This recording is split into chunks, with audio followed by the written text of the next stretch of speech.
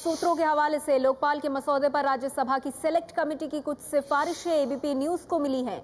Select committee ने लोकपाल बनाने के लिए जन लोकपाल मॉडल को खारिज कर दिया है। जन लोकपाल का मॉडल अन्ना हजारे और अरविंद केजरीवाल ने तब दिया था जब वो एक साथ आंदोलन चलाया करते थे। सिलेक्ट कमेटी ने सिफारिश की है कि प्रधानमंत्री को लोकपाल के अधीन होना चाहिए, लेकिन राष्ट्रीय सुरक्षा, विदेशी मुद्दे और अंतरिक्ष संबंधी मामलों को छोड़कर। सिलेक्ट कमेटी ने कहा है कि बीजेपी ने सीबीआई को स्वायत्त करने की सिफारिश दी है। सिलेक्ट कमेटी ने कहा है कि बीजेपी संसद में अपना सुझाव दे सकती है जब ड्राफ्ट कानून बनने के लिए आएगा।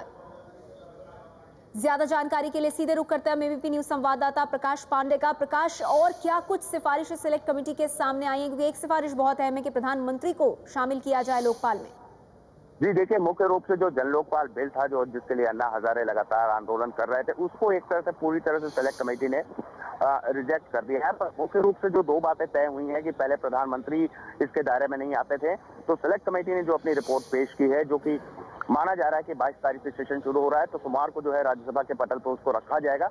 उसमें प्रधानमंत्री को भी इसके दायरे में लाया गया है, जो कि एक बहुत महत्वपूर्ण चीज है। हालांकि कुछ सेफगार्ड उसमें ये रखे गए हैं कि आंतरिक सुरक्षा का मामला होगा, विदेश से संबंधित कोई मामला होगा और साथ ही अंतरिक्ष से जुड़ा जो भी मामला होगा, उस पे प्रधानमंत्री से कोई जवाब तब नहीं हो सकेगा, लेकिन प्रधानमंत्री उस दायरे में आ रहे हैं। साथ ही सीबीआई, जो एक मुख्य मुद्दा था कि सीबीआई को स्वायत्त करना चाहिए, उस पे कहा गया है कि सीबीआई को थोड़ी और फ्रीडम देने की बात तो है, और इसके लिए सजेशन भी बीजेपी ने, खासकर बीजेपी के जो सदस्य थे भूपेंद्र यादव और अन्य लोग थे, उनका कहना था कि सीबीआई को और स्वायत्तता देनी चाहिए। उस पर भी कहीं ना कहीं रजामंदी हो गई है, क्योंकि बीजेपी ने अपना कोई डिसेंट नोट नहीं दिया है और बीजेपी को ये कहा गया है कि हम और ज्यादा स्वायत्तता देंगे सीबीआई को, लेकिन आप एक सजेशन के रूप में, एक सुझाव के रूप में जब ये पटल पे रखा जाएगा तब देंगे। तो मुख्य रूप से ये दो बातें जो काफी महत्वपूर्ण मानी जा रही हैं, और लग रहा है कि सरकार की तरफ से भी अभी ये कोशिश है कि लोकपाल बिल को इस तरह कम से कम इस सत्र में पास कराया जाए।